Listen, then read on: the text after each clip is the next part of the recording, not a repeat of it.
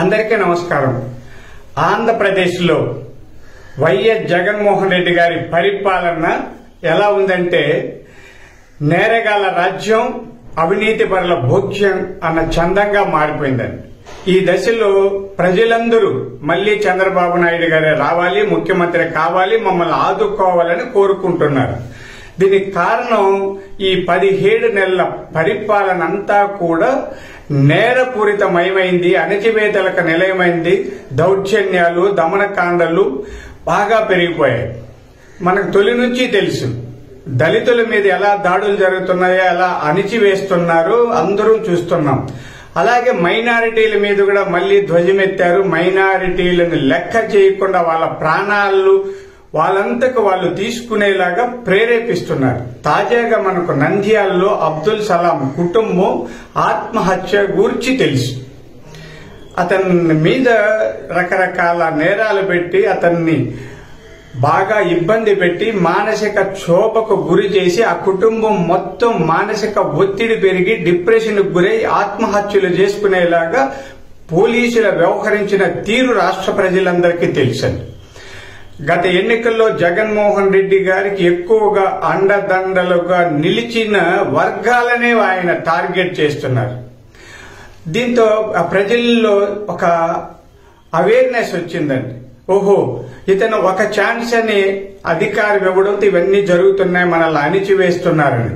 అందుకని ఈ రోజు నుంచి 3 రోజుల పాటు రాష్ట్ర వ్యాప్తంగా తెలుగుదేశం కార్యకర్తలు ఈ అబ్దుల్ సలాం కుటుంబ సభ్యుల ఆత్మహత్యకి బాధపడి ప్రజల్లో అవగాహన తీసుకురావాలని, వాళ్ళ ఆత్మలు శాంతించాలని కార్యక్రమాలు చేస్తున్నాం.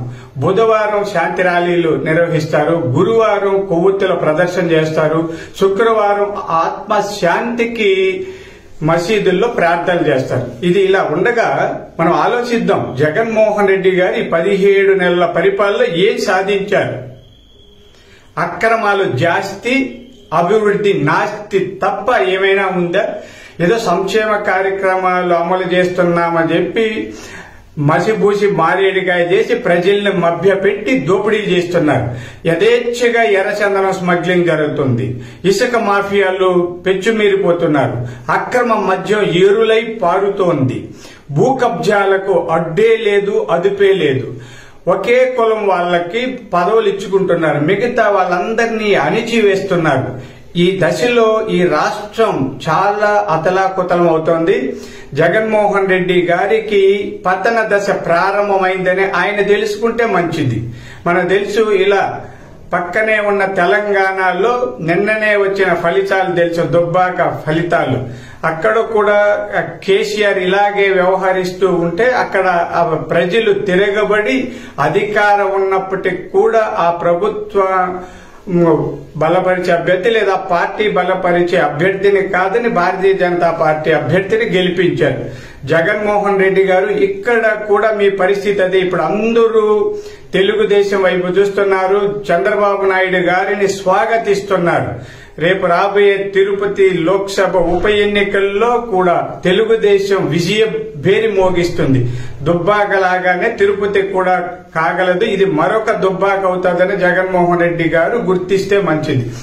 అలాగే అవినీతి అక్రమాలు చేసే మీ పార్టీ వ్యక్తులు, మంత్రులు వీళ్ళని మీరు కట్టడి చేయండి. ప్రజలని కాపాడాలని, ప్రజల సంక్షేమాన్ని చూడాలని, ప్రజల్ని అభివృద్ధి పరచాలని ఒక్క ఛాన్స్ మీకు ఇస్తే ఈ 17 నెలల్లోనే ఇంత ఘోరాలు చేస్తుంటే ప్రాణాలకు విలువ లేదు, మనుషులకు విలువ లేదు, ఆస్తులకు రక్షణ లేదు, జనాలు బతకడానికి ఎలాగో తెలియడం లేదు. ఇలాంటి దారుణమైన రాజకీయ వ్యవస్థని ప్రతి వ్యక్తి వ్యతిరేకిస్తున్నారు. త్వరలో జగన్మోహన్ రెడ్డి గారికి ప్రజలే తగిన శాస్తి చేస్తారన్నది నా ఉద్దేశం అండి.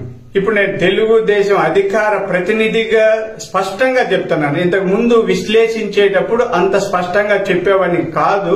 కారణం దానికి ఉంది. ఇప్పుడు డైరెక్ట్ గా జగన్మోహన్ రెడ్డి గారు మీ పతనం ప్రారంభమైంది, మీ తీరు మార్చుకోకపోతే ఆ తర్వాత కాలంలో మీరు రాజకీయాల్లో కనిపించరనేది గుర్తుపెట్టుకోండి.